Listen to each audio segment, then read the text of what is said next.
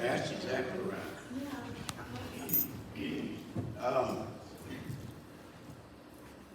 You know, Pastor Philip said, thank God for the prayers from people.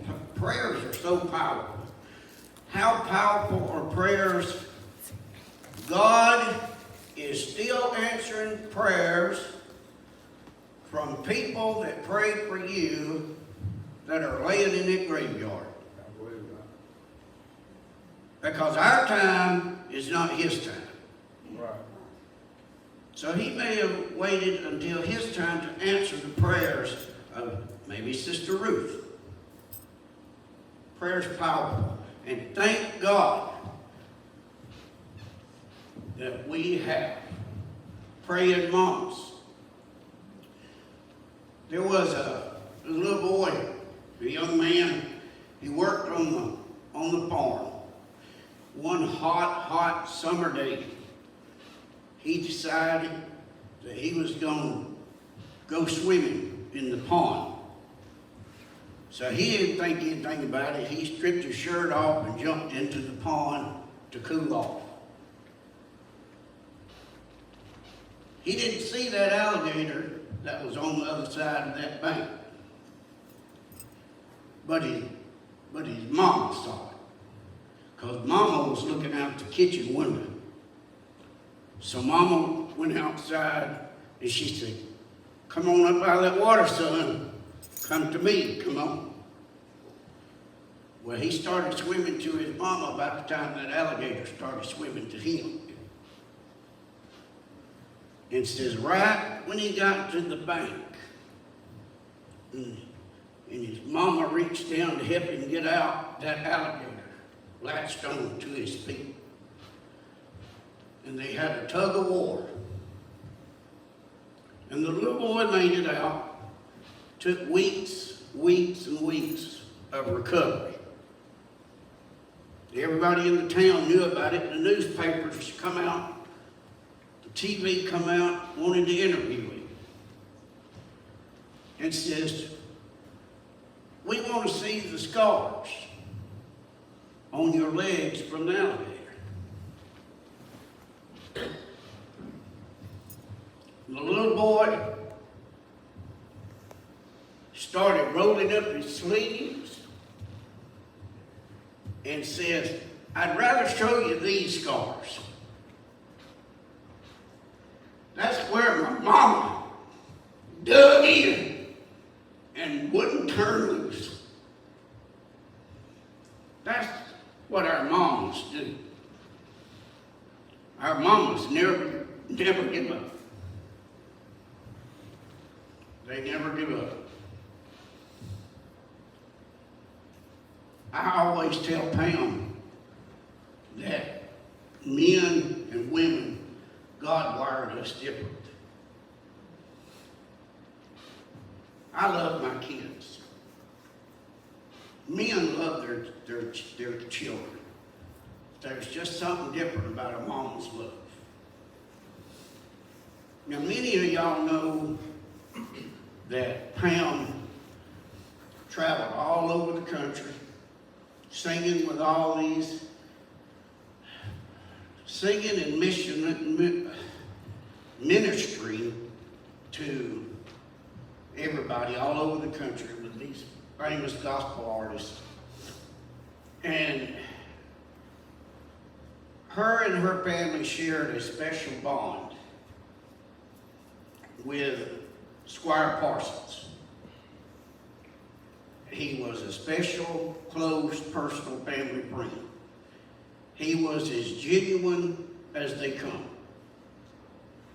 He was a godly man, sincere.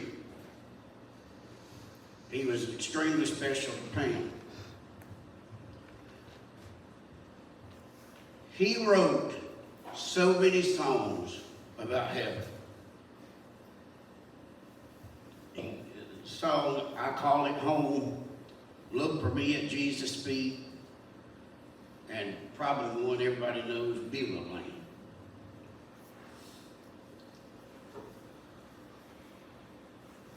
Squire loved the Lord. Last week, Squire Parsons stepped into the very heaven that he wrote about and sung about for so many years. He finally got to wrap his arms around the Lord that he had served and loved for so long and had longed to be with. Squire, I had to write all this down right here because I wouldn't be able to remember it, but Squire wrote a song in the early 70s that became one of his most famous and requested songs. He got the inspiration from the song through the testimony of a man named David Harold that he had grown up with in West Virginia. He grew up in West Virginia. Now, David, as Squire said, was a rough character. He was always into trouble, and it only got worse through the years. He got worse. As he tells it, the Vietnam War came along, and they lost touch with one another. Squire went into teaching, and while Squire was visiting his mother one day, she came up to him and said, "Squire, David Harold is at the front door, and he wants to see you." He rode his motorcycle right in the front yard and stopped right in the front door. "What does he want with you?" Squire told her, "I have no idea. I'm wondering that myself." And said, he said it kind of made him a little bit uneasy because he knew that David was a rough character. He said as he opened the front door, David was on the porch wearing all his leathers, and said, but his face looked different. He could tell there was something different. He didn't see all the hardness, but instead he saw the kindness, a smile, and even saw a few tears. But he said, "I heard that you were home, Squire, and I had to tell you what happened." He said, "You know how I was. I went to Vietnam, and I served over there." He said, "I was just honorably discharged." He said, "But while I was over there, I promised the Lord that if I got home safe, I was going to straighten up." He said, "That's what I intended to do. But things get in the way.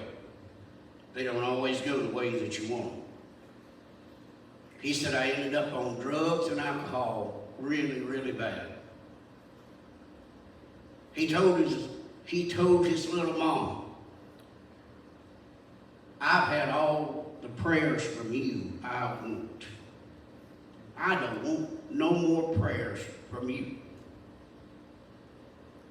Broke his little mama's heart. He said, "I'm going to the West Coast, and I'm going to join a motorcycle gang called the Hells Angels."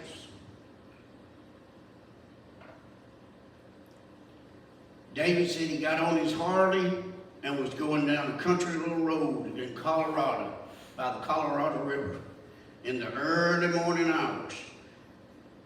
And he said his mama's prayers just kept ringing in his head, just kept going through his mind.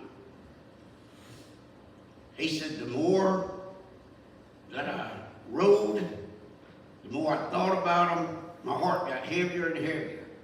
And he said, "I finally couldn't go any further." He said, "I had to pull over on the side of the road and ended up making an altar out of that Harley. And I asked the Lord to save me." He said, "I was so happy." He said, "The first thing that went through my mind was my little mama." He said, "I had to tell my mom what had happened." He said, "I found a payphone, And I called my mom. I just couldn't wait. He said, Mama, I got saved. I found Jesus. And everything's going to be all right. Thank you for praying. He said, it changed my life.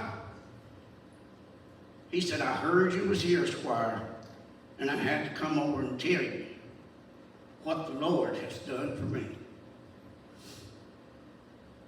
Squire said over the weekend, little by little, the song came to him.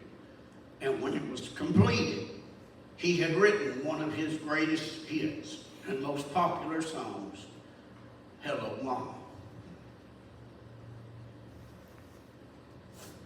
So in honor of all you mamas out there today on this Mother's Day, thank you for never giving up. Thank you for always loving. Thank you for always continuously praying. Go ahead, Brother David.